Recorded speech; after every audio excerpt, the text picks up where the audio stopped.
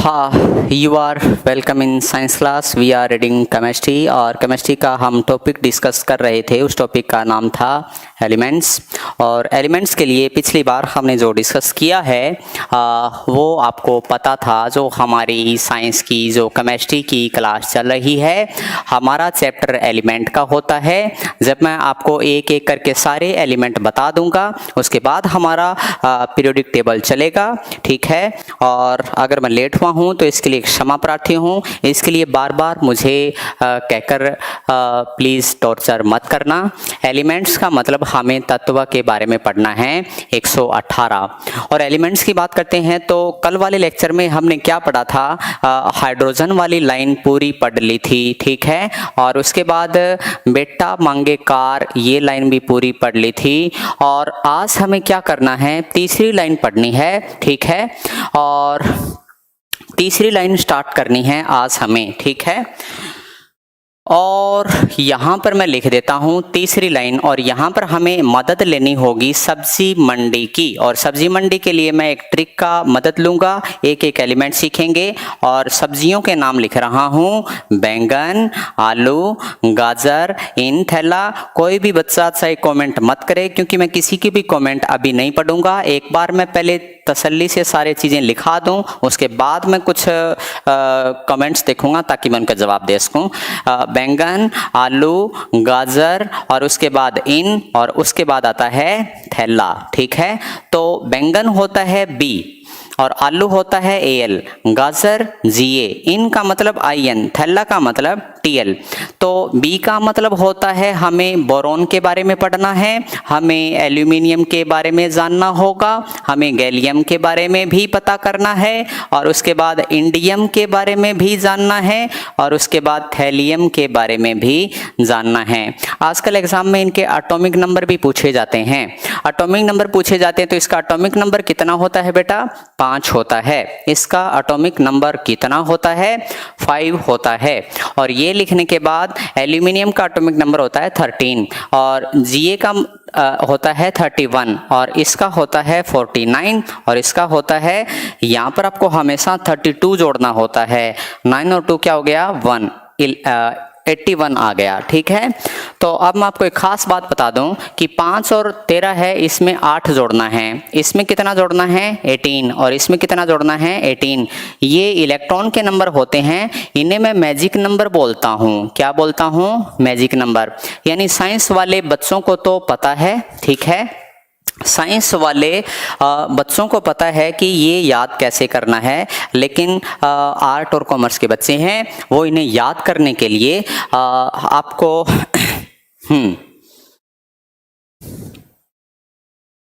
हाँ, यहाँ मैंने कुछ नहीं लिखा है, यहाँ से लिखा है, ये दिखाई दे रहा है स्क्रीन पर मुझे भी और आपको भी, ठीक है।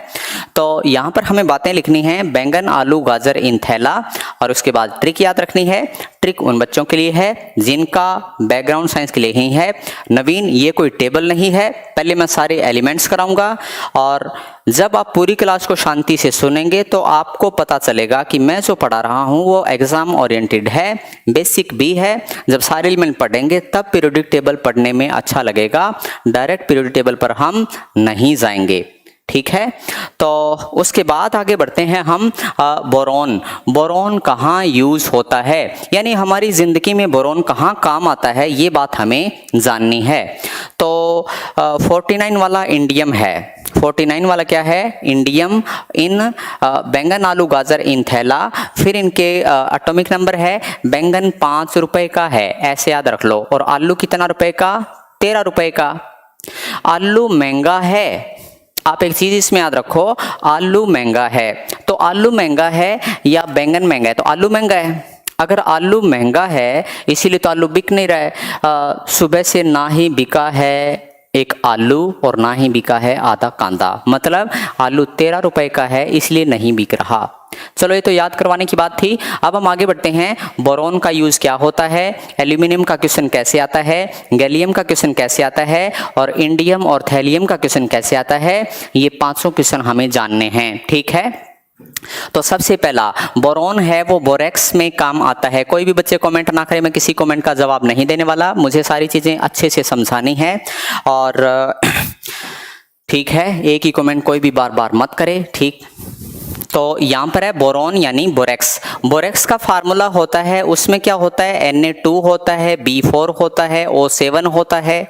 बोरेक्स का फार्मूला ये होता है, यानी बोरॉन कहाँ पाया जाता है, बोरेक्स में पाया जाता है। बोरेक्स का फार्मूला क्या होता है, Na2 B4 O7। और इसे याद रखने का तरीका क्या होगा, सिर्फ आप 247 याद रखो, बोरॉन को याद रखो, 247 और बोरॉन को याद रखेंगे। आज आप कुछ भी मत पूछें, कुछ चाहे नोट भी ना करें, लेकिन बड़ी शांति से मुझे सुने प्लीज। 1 घंटे अगर आप सुनेंगे तो आपको एहसास हो जाएगा कि मेरी केमिस्ट्री केवल सुनने मात्र से आपको याद हो जाएगी। तो ये बात मुझे बार बार रिपीट ना करनी पड़े। आज के लिए आप कमेंट्स ना करें, कोई भी कमेंट्स मैं पढ़ने वाला नहीं हूं, क्योंकि मैं आपको ये बताना चाहता हूं कि पहले सारे एलिमेंट्स पढ़ेंगे तो वो कैसे पढ़ना है, उनको याद करने के बाद कैसे आप में कुछ सीखने को मिलेगा। खासकर जो साइंस बैकग्राउंड के नहीं रहे होंगे और जो बीटेक भी किए होंगे उनको भी इसमें से क्या सीखने को मिलेगा कि जो हाई लेवल की केमिस्ट्री है वो एग्जाम में नहीं आनी है। एग्जाम में आती है बहुत ही सरफेस लेवल की बेसिक केमिस्ट्री, ऐसी कि जिसकी कोई टांग पूंछ ही नहीं होती। ऐसा क्वेश्चन पूछेंगे कि जो किताबों में तो है ही नहीं, अखबारों में है, कहीं दैनिक जीवन में है, ऐसी बातें पूछते हैं। ठीक है, तो यहाँ पर हमें याद रखना है, ये मेरा याद कराने का मकसद था ताकि एक एक का हम बाल की खाल निकालें। बोरॉन कहाँ पाया जाता है, बोरेक्स में। ठीक है, पूरा मैं ये लाइन करा दूं और उसके बाद आप मुझे कोस सकते हैं, मुझे डांट सकते हैं, ये आपका हक है। ठीक है, तो बोरॉन बोरेक्स में पाया जाता है और बोरेक्स है ना, उसका फार्मूला क्या होता है, ये 24 घंटे 7 दिन रोते रहते हैं। Tearing agent, tearing agent. बच्चा कहता है सर टीयर गैस, ना बेटा, टीयरिंग एजेंट यानी अश्रु कारक। देखो टीयर गैस अलग होती है, अश्रु कारक अलग होता है। टीयर गैस होता है वो तो भीड़ को कंट्रोल करने के लिए गैस छोड़ी जाती है, गैस के गोले छोड़े जाते हैं। लेकिन जो टीयर एजेंट है, टीयरिंग एजेंट है, आंसू लाने का जो एजेंट है, आंखों में लगा लिया जाता है। जिससे क्या, टीवी सीरियल के अंदर जो सास बहुएं रोती रहती हैं वो नकली रोना धोना होता है, बोरेक्स से होता है। मार्केट में एक दवाई मिलती है जिसे बोलते हैं ग्लिसरीन। ग्लिसरीन के ऊपर बोरेक्स लिखा होता है और ग्लिसरीन से आंसू आते हैं। क्या आते हैं, आंसू। तो ये चीज आपको याद रखनी है। Na2B4O7 बोरेक्स होता है और बोरेक्स के अंदर बोरॉन पाई जाती है। एक प्यारा सा क्वेश्चन हमें करना है, ये क्वेश्चन शायद आपने देखा होगा, ये परमाणु भट्ठी है। ठीक है, ये क्या है, परमाणु भट्ठी है, ये न्यूक्लियर रिएक्टर है। बच्चा कहता है सर हाँ, अगर न्यूक्लियर रिएक्टर है आपको इसे कंट्रोल करना है। न्यूक्लियर रिएक्टर को नियंत्रित कौन करता है, तो यहाँ पे लिखेंगे बोरॉन करता है। परमाणु भट्ठी को कंट्रोल करने में बोरॉन काम आता है। बच्चा कहता है सर कैडमियम होता है, हाँ बेटा वो भी होता है, वो भी हम करेंगे। ठीक है, तो बोरेक्स ये है, आंसू लाने के लिए केमिकल होता है बोरेक्स। फार्मूला याद रखेंगे बोरेक्स का फार्मूला। ठीक है, सूरमा नहीं बोल सकते इसे। अब आते हैं एल्यूमिनियम की तरफ। बच्चा कहते हैं सर एल्यूमिनियम का क्वेश्चन कैसे आएगा, परमाणु भट्ठी को कंट्रोल करने के लिए बोरॉन काम आता है, ग्रेफाइट भी काम आता है, बहुत सारी चीजें काम आती है। परमाणु भट्ठी हम अलग से पढ़ेंगे। ठीक है, परमाणु भट्ठी अलग से पढ़ेंगे, उससे संबंधित कोई क्वेश्चन एक बार ना पूछें। अभी एल्यूमिनियम पढ़ना है। एल्यूमिनियम पढ़ना है तो एग्जाम में आता है कि एल्यूमिनियम का एक फॉर्मूला होता है Al2O3। बच्चा कहता है सर Al2O3 को क्या कहा जाता है। बड़ी तेजी से मुझे सुनते जाएं, जितना तेजी से मुझे सुनेंगे उतना ही ज़्यादा अच्छा रहेगा। वीडियो बहुत क्लियर चल रहा है, मैं अपने आप को देख पा रहा हूँ वीडियो में। ठीक है, मोबाइल कई बार हैंग हो जाता है। Al2O3 को क्या कहा जाता है, एल्यूमिना कहा जाता है। कुछ किताबों में इसे बॉक्साइट कहा जाता है और कुछ किताबों में एम्फोटेरिक कहा जाता है। और एम्फोटेरिक का हिंदी में हमें नाम याद करना होगा। एम्फोटेरिक को हिंदी में नाम याद करेंगे तो क्या होगा बेटा, वो उभयधर्मी होगा। और उभयधर्मी का मतलब वो होता है कि जिसके 2 धर्म होते हैं, जिसके 2 धर्म होते हैं, यानी वो एसिड भी होता है, वो बेस भी होता है। यानी एम्फोटेरिक का कोई धर्म नहीं होता, वो एसिड भी होता है और वो बेस भी होता है। दोनों चीज़ें याद रखनी है। ठीक है, लाइट भी क्लियर है, आप अपने फ़ोन का कंट्रास्ट ठीक कर लीजिए बच्चे। मुझे अपनी लाइट प्रॉपर दिखाई दे रही है। ठीक है, तो Al2O3 होता है उसे एल्यूमिना भी कहा जाता है, Al2O3 है उसे बॉक्साइट भी कहा जाता है, Al2O3 है उसे एम्फोटेरिक भी कहा जाता है। ये क्वेश्चन एग्जाम में आता है इसलिए मैं स्टार लगा के छोड़ देता हूँ। थोड़ी बहुत देर बाद हमें एम्फोटेरिक भी पढ़ना है। उसके बाद आता है गैलियम। गैलियम का क्वेश्चन सबसे ज़्यादा आसान है। गैलियम का क्वेश्चन सबसे ज़्यादा आसान कैसे है ये हमें जानना है। गैलियम मान लो हथेली पे पिघल जाए, वो सीजियम होता है। बच्चा कहता है सर ये तो हमने पढ़ लिया। गैलियम हथेली पे रखते ही पिघल जाता है और सीजियम भी पिघल जाता है, तो ये भी उसके जैसा ही क्वेश्चन है। तो आपको याद रखना पड़ेगा, यहाँ पर मैं हथेली बना देता हूँ, इसके ऊपर गैलियम लिख देता हूँ और गैलियम मेल्ट हो जाता है। आपको यहाँ लिखना होगा गैलियम मेल्ट ऑन फॉर्म। हथेली से पिघल जाए, हथेली से पिघल जाए। कौन है वो? Caesium gallium, caesium gallium. और ये दोनों लिखने के बाद ये दोनों क्वेश्चन आते हैं बड़े आराम से। देखो इंडियम और थैलियम यानी इंडिया की थाली। थाली का मतलब जिसमें हम खाना खाते हैं, ठीक है। तो यहाँ पर हमें याद रखना है इंडियन थाली, ये दोनों के दोनों मेटल हैं। ये दोनों के दोनों क्या हैं? मेटल। और कौन सी मेटल में आएगा? हैवी मेटल में आएगा।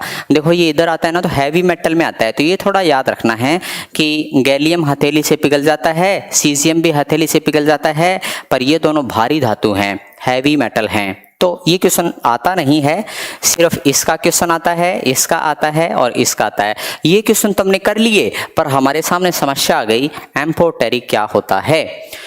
अगर हम एम्फोटेरिक गैलियम इज मेटल और नॉन मेटल, बेटा मेटल नॉन मेटल का चैप्टर मैं अलग कराऊंगा, मेटल नॉन मेटल के चैप्टर के मत पूछो। मैं आपको प्लीज हाथ जोड़ के एक रिक्वेस्ट करता हूं, जो मैं चीजें करवा रहा हूं एक बार उसको एक्सेप्ट करो। मैं मेटल भी करवाऊंगा, मैं एसिड भी करवाऊंगा, मैं बेस साल्ट भी कराऊंगा, मैं पॉलीमर भी कराऊंगा, ड्रग्स भी कराऊंगा, मेडिसिन भी कराऊंगा, एल्केन एल्किन एल्काइन भी कराऊंगा, फंक्शनल ग्रुप भी कराऊंगा, और उसके अलावा फंक्शनल ग्रुप के अलावा केमिकल रिएक्शंस भी कराऊंगा, रेडॉक्स कराऊंगा, ऑक्सीडेशन कराऊंगा। ऐसा कोई टॉपिक नहीं बचेगा जो मैं नहीं कराऊंगा। इसलिए बच्चे बार बार टॉपिक का नाम ना लिखें, मैं जो कह रहा हूं वो सुने और नोट्स का जिक्र ना करें। आज की क्लास में अगर आप मुझे सुनेंगे उसके बाद हम बात करेंगे। अब मैं आपके नोट्स पढ़ते पढ़ते पढ़ाना बंद कर दूं, मतलब ये कैसे चलेगा, है ना। तो आज क्लास लेट क्यों शुरू हुई, तो इसके लिए मैं पहले ही सॉरी बोल चुका हूँ, क्षमा मांग चुका हूँ। अगर आप यहाँ पे होते तो आपके पैर पकड़ लेता मैं, ठीक है। तो प्लीज़ डिस्टरबेंस मत कीजिए।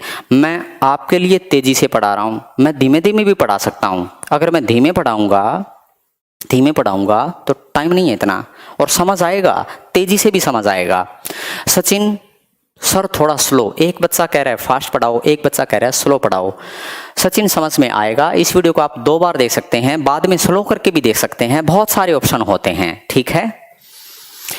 और कोई भी बच्चा एक ही मैसेज 2 बार अगर टाइप कर देगा, उस बच्चे का मैसेज मैं कभी नहीं पढ़ूंगा, ये बात हमेशा ध्यान रखना, ठीक है। सचिन आज के बाद तुम्हारा कोई कमेंट मैं नहीं पढ़ूंगा, ठीक है। तो अब ये चीज़ फिर से मैं रिपीट कर देता हूँ। बैंगन आलू गाजर इन थैला, बोरॉन का क्वेश्चन बोरेक्स में होता है, फार्मूला ये होता है, टीयरिंग एजेंट होता है।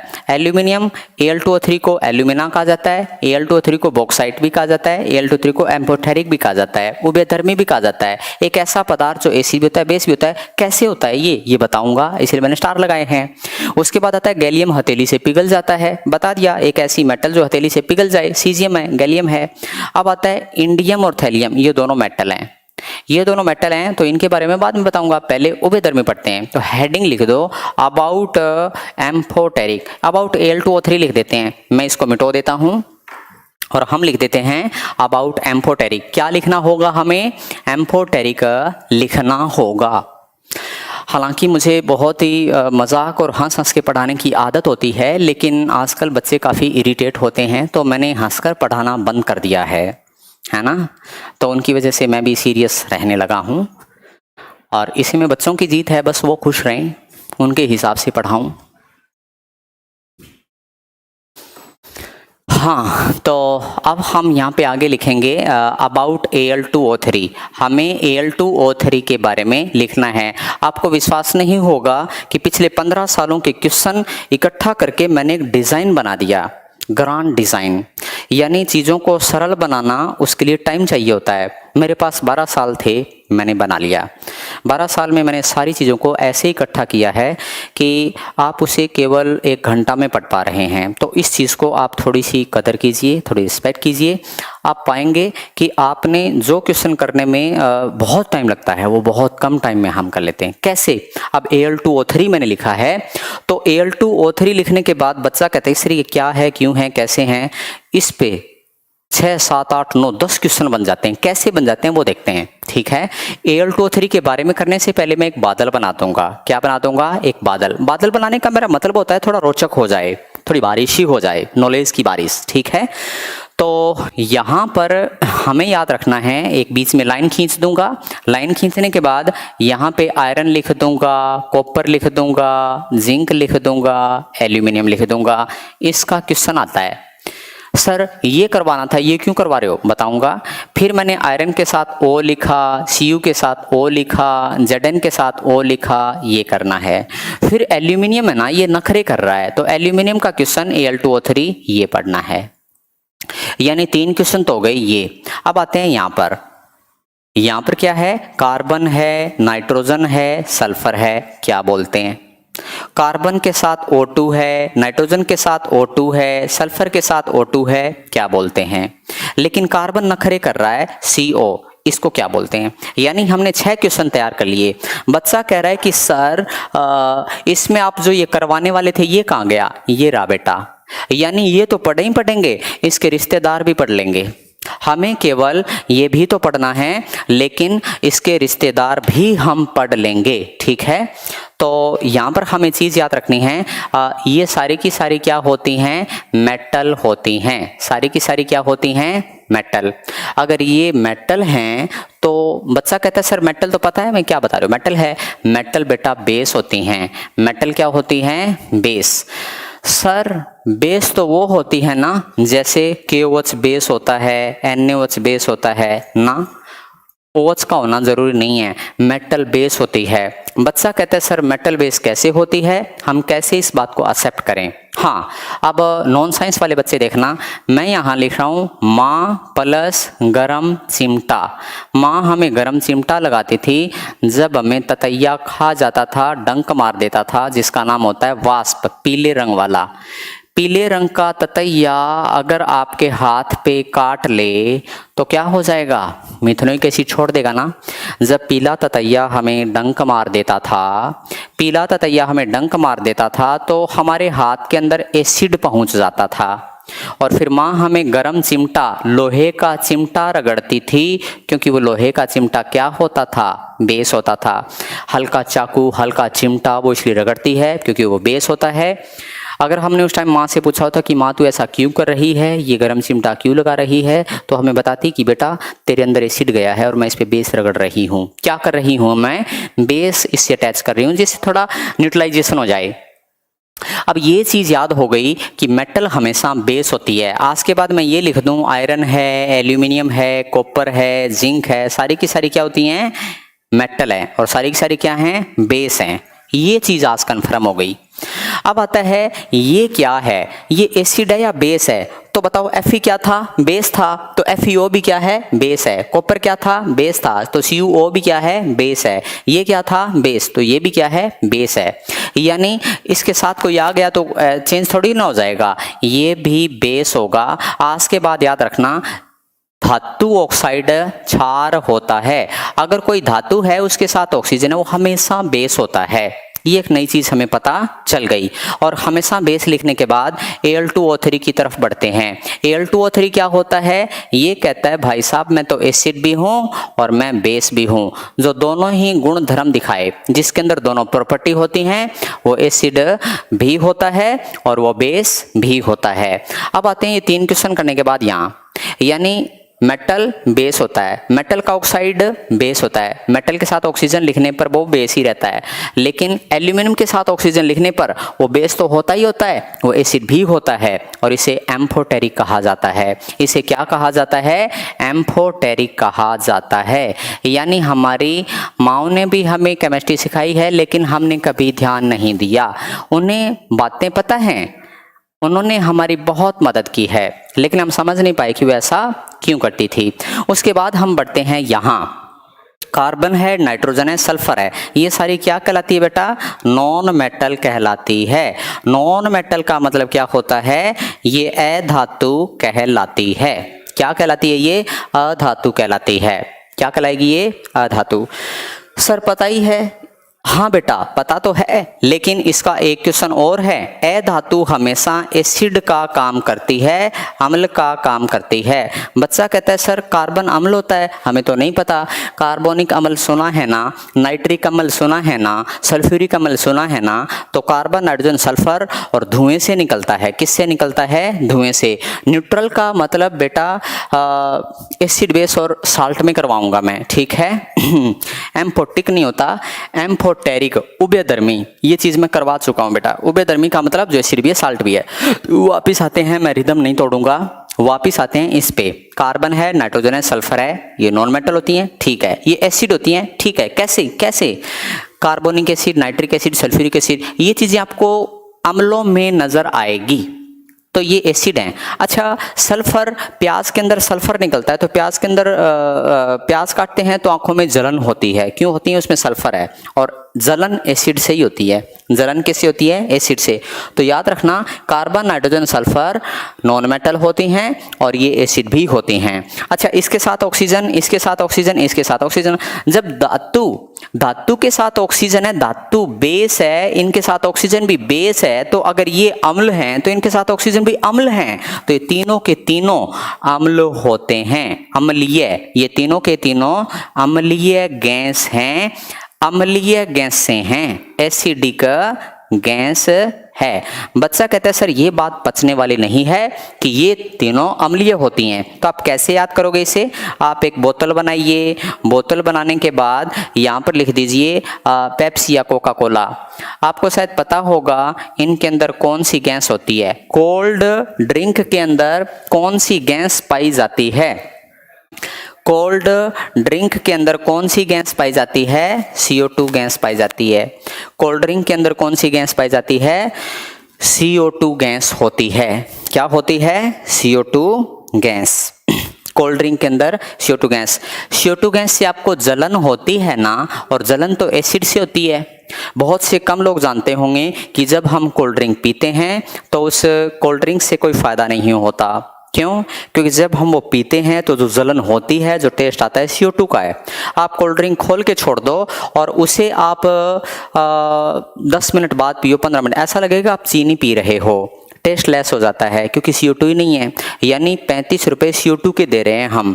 अरे कहीं भी कोई सिलेंडर लगा हो आग बुझाने वाला, बस में लगा होता है, ऑफिस में लगा होता है, कोचिंग्स में लगा होता है, कहीं भी सिलेंडर है, वो पानी के गिलास में डाला और गैस खोल के पी लो, वैसा ही टेस्ट आएगा पक्का। तो इसका मतलब CO2 अम्लीय होती है, इसलिए कोल्ड ड्रिंक अम्लीय होती है, ठीक है।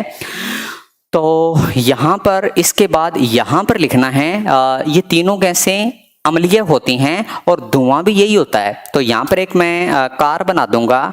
तो शायद मैंने थोड़ी देर पहले एक स्कूटर भी बनाया था और अब भी बना रहा हूँ। जब गाड़ी चलती है, कार चलती है, तो धुआं निकलता है और उस धुएं में 3 गैसें होती हैं। तो गाड़ी का जो फ्यूल होता है उसमें कार्बन है, नाइट्रोजन है, सल्फर है। फ्यूल के अंदर यह पाया जाता है। ईंधन के अंदर कार्बन भी होता है, नाइट्रोजन भी होता है, सल्फर भी होता है। वो जलेगा और जलने पे क्या होता है? जले मतलब बर्न। अगर धुआं कार्बन जलेगा तो CO2 SNO2 NO2 SO2 SO2। समझ में आ गया? हमारी गाड़ी के अंदर ईंधन था और वो जला, और जलने पे CO2 NO2 SO2, और ये तीनों लिखने के बाद मैंने यहाँ बना दिया बादल। यानी हम इससे अम्लीय वर्षा करने वाले हैं। हम इससे क्या करने वाले हैं, अम्लीय वर्षा। तो अम्लीय वर्षा में क्या है, ये बादलों से रिएक्शन करेगा और SO2 क्या बना लेगा, SO4। कौन सा SO4, H2SO4। NO2 क्या बना लेगा, NO3। कौन सा NO3, HNO3। और CO2 क्या बना लेगा, CO3। कौन सा CO3, H2CO3। उम्मीद है आज के बाद आपको एसिड रेन याद हो जाएगा कि अम्लीय वर्षा होने के लिए क्या चीज काम में ली जाती है। ठीक है, गाड़ियों का धुआं होता है, उससे कार्बन, नाइट्रोजन, सल्फर निकलता है और वो CO2, NO2, SO2 और नमी से H ये रहा, H ये रहा, H ये रहा, सल्फर, नाइट्रोजन, कार्बन ये भी इसमें है। तो यहां पर निशान लगाता हूं मैं, H2SO4 का परसेंटेज सबसे ज्यादा होता है। तो ये तो सल्फ्यूरिक एसिड है, सबको पता ही है। इसका नाम नाइट्रिक एसिड होता है, मैं लिखा देता हूं। नाइट्रिक एसिड के बाद H2CO3 होता है, इसे कार्बोनिक एसिड कहा जाता है, कार्बोनिक अम्ल कहा जाता है। क्या कहा जाता है बेटा इसे कार्बोनिक अम्ल कहा जाएगा। इसे क्या कहा जाएगा, कार्बोनिक अम्ल। ओके, तो ये लिखने के बाद, कार्बोनिक अम्ल लिखने के बाद हमें इससे आगे बढ़ना है। तीनों चीजें हो गई, यानी मेटल बेस है, ये सब कुछ है, ये एसिड है, ये भी एसिड है, लेकिन ये न्यूट्रल है। तो यहां पर याद रखेंगे, कार्बन मोनोऑक्साइड एक न्यूट्रल गैस है, एक उदासीन गैस होती है CO। और कार्बन मोनोऑक्साइड का एक क्वेश्चन और भी बनता है, ये पॉइजनस गैस है, ये जहरीली गैस है। ये कौन सी गैस है, पॉइजनस। एक क्वेश्चन और बनेगा इसका, स्लीपिंग डेथ होती है, नींद में मौत हो जाती है। तो यहां पर हिंदी वाले बच्चों के लिए लिखूंगा, नींद में मौत हो जाती है। इससे क्या हो जाती है, नींद में मौत। आपने सुना होगा अंगीठी बंद करके सो जाते हैं तो कौन सी गैस बनती है, CO बनती है। क्या होती है, CO। इसका परसेंटेज नहीं पूछा जाता, सिर्फ ये पूछा जाता है कि अम्लीय वर्षा में सबसे ज्यादा H2SO4 होता है। ठीक है, तो नींद में मौत होती है किसकी वजह से, कार्बन मोनोऑक्साइड की वजह से। अच्छा, आपने कार्बन मोनोऑक्साइड के बारे में खास बात बताता हूं ताकि याद हो जाए। शायद आपको पता होगा कि दिल्ली के अंदर ऑड इवन स्कीम चली थी। एक दिन आप ऑड कार चलाओ, एक दिन आप इवन कार चलाओ। ठीक है, ऐसा बोला गया था। ऐसा किया गया था कि अगर लोग एक दिन कार में नहीं जाएंगे, मेट्रो में जाएंगे तो पोल्यूशन कम होगा। क्योंकि दिल्ली के अंदर सबसे ज़्यादा धुएं के अंदर कार्बन मोनोऑक्साइड है और वो हमारे फेफड़ों में जाता है। कार्बन मोनोऑक्साइड हमें बीमार करता है, CO2 हमें बीमार नहीं करता। CO2 से धरती पे गर्मी बढ़ रही है, लेकिन गाड़ियों से सबसे ज़्यादा।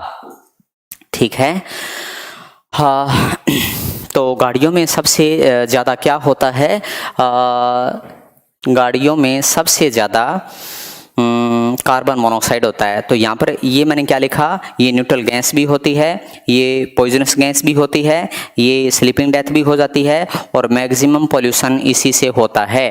तो यहाँ पर लिखेंगे मैक्सिमम पॉल्यूशन। ठीक है, मैक्सिमम पॉल्यूशन। तो यहाँ पर लिखना है CO, कार्बन मोनोऑक्साइड से क्या होता है, मैक्सिमम पॉल्यूशन होता है, सबसे ज़्यादा प्रदूषण होता है। सबसे ज़्यादा प्रदूषण कार्बन मोनोऑक्साइड से होता है। इसी से बचने के लिए केजरीवाल ने क्या किया था, ऑड इवन की स्कीम चलाई थी। जब हम ये चीज़ें पढ़ लेते हैं, अगर हमने ये चीज़ें पढ़ ली हैं, तो अब एक चीज़ देखो, हमारा क्वेश्चन सिर्फ ये था और इस एक क्वेश्चन के बहाने CNG वाली गाड़ी से सर क्या निकलता है। अब इसे ये चीज़ें सारी कराऊंगा मैं। ठीक है, ओके। CO के बारे में, कार्बन मोनोऑक्साइड के ये क्वेश्चन हो गए हैं बच्चा। और थोड़ा सा और बता देता हूँ, थोड़ा सा और बताता हूँ। एक बच्चे ने कहा कि सर विस्तार से बताएं। मैं आपको पहले ही हाथ जोड़ के रिक्वेस्ट कर सकता हूँ कि मैं हर चीज़ जानता हूँ कि मुझे क्या चीज़ कब बतानी है। CO भी मैं बताऊँगा, लेकिन जब बाद में कराऊंगा तो मैं नहीं बताऊँगा, लेकिन आज बता देता हूँ। आगे से मैं इस तरफ बहुत कम देखता हूँ, कमेंट की तरफ। ऐसा इसलिए देखता हूँ कि जो टॉपिक मुझे करवाना है और मैं छोड़ूंगा ही नहीं, उनको मैं पढ़ के टाइम वेस्ट करता रहता हूँ। ठीक है, तो मैं टाइम वेस्ट क्यों करूँ। मुझे तेजी से भी पढ़ाना है, अच्छा भी पढ़ाना है, समझाना भी है, और तेजी से आपको पढ़ना भी पड़ेगा, समझना भी पड़ेगा। मैं फिर आपको कहता हूँ कि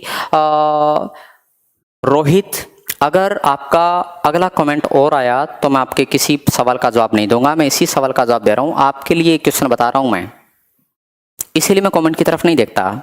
आई गॉट इरिटेटेड, मुझे एक एक क्वेश्चन की बाल की खाल निकालनी होती है, मुझे बताना होता है कि आपको मैं बताऊं, जितना आप पूछना चाहते हैं उससे भी 10 गुना बताऊं। एक बच्चा मुझे क्वेश्चन पूछेगा, मैं 10 बताऊंगा, अपने आप ही बताऊंगा, पूछने की जरूरत ही नहीं है, ठीक है। तो यहां पर लिखेंगे CO बनता कैसे है, तो यहां पर क्या है, कार्बन, और यहां पर क्या है, ऑक्सीजन। ऑक्सीजन का मतलब एयर, कौन सी एयर, ओपन एयर। अगर खुले में कोयला जलता है, कोयला खुले में जलेगा तो CO2 बनेगा। अगर कार्बन है वो पहले से आधी ऑक्सीजन से जलेगा, खिड़की बंद कर दी तो यहां पर क्या लिखेंगे, लिमिटेड एयर, तो अब क्या बन जाएगा, CO, मतलब कोयला पूरा जले, कोयला पूरा जले।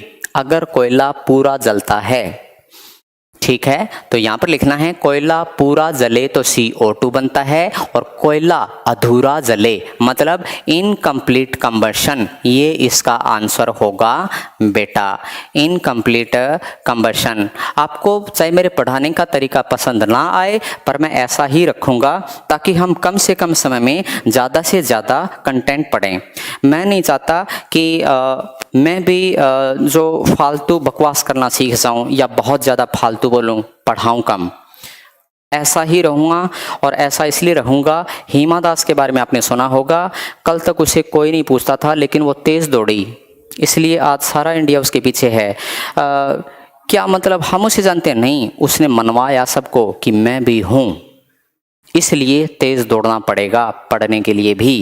उसने अपनी पहचान खुद बनाई है, विरासत में नहीं मिली, और इसके लिए परिस्थितियाँ नहीं होती। कई बार हम सोचते हैं कि हम गरीब हैं, हम ऐसे हैं वैसे हैं, कोई सिंपल सा ऐसे दौड़, उसे पता था मैं दौड़ती अच्छा हूँ और मैं दौड़ूंगी और मैं अपना मुकाम पालूंगी, पा लिया। अब आपको लगता है कि आपको पढ़ना है, सिर्फ पढ़ना है, दौड़ना नहीं है कहीं ग्राउंड में, तो तेजी से पढ़ना है ना, तो ये काम मैं करूँगा और मैं थोड़ा अपने हिसाब से चलूँगा, चाहे आप मुझे बुरा कह दो चाहे भला कह दो, क्योंकि मैं जानता हूं कि कम समय में ज़्यादा पढ़ने का मतलब क्या होता है, ज़्यादा क्वेश्चन अटेम्प्ट करना, ज़्यादा क्वेश्चन अटेम्प्ट करना। और ये क्वेश्चनों का खजाना खत्म करने के बाद हम आगे बढ़ते हैं नेक्स्ट लाइन के अंदर, ठीक है। मैं इसे मिटा देता हूं और इससे आगे बढ़ते हैं हम।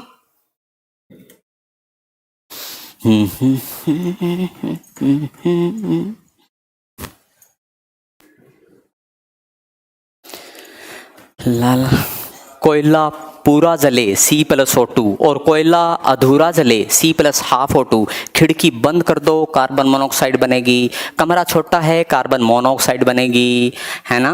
और किचन छोटा है, कार्बन मोनोऑक्साइड। धुआं, गाड़ियों का धुआं कार्बन मोनोऑक्साइड, क्योंकि गाड़ियों का धुआं छोटा सा होता है, ठीक है। अब यहाँ पर लिखते हैं हम नेक्स्ट लाइन की ओर, हमारा अगला पड़ाव क्या है वो देखते हैं। बहुत ही प्यारा पड़ाव है, यहाँ पर याद रखेंगे हम एक बहुत ही गुस्सैल इंसान को। आज हम सीखेंगे एक गुस्सैल इंसान को, और उस गुस्सैल इंसान का नाम क्या है शायद आप जानते होंगे। ये हैंडपंप बना दिया, ओ बना दिया, कौन है ये, काशी। तो यहाँ पर याद रखेंगे काशी, तो ये काशी है, रखवाली करने के लिए आया है। काशी जी को सुन हुई पंजाब में, इसके बहाने हमें याद रखना है। का मतलब कार्बन, सी का मतलब सिलिकॉन, जी का मतलब GE, सुन का मतलब SN, पंजाब PB। और यहाँ पर याद रखना है का मतलब कार्बन, SI का मतलब सिलिकॉन, GE का मतलब जर्मेनियम के क्वेश्चन पढ़ने हैं। SN का मतलब टीन होता है और PB का मतलब लेड होता है। क्या होता है, लेड। तो कार्बन कितने पे आता है, 6 पे। सिलिकॉन कितने पे आता है,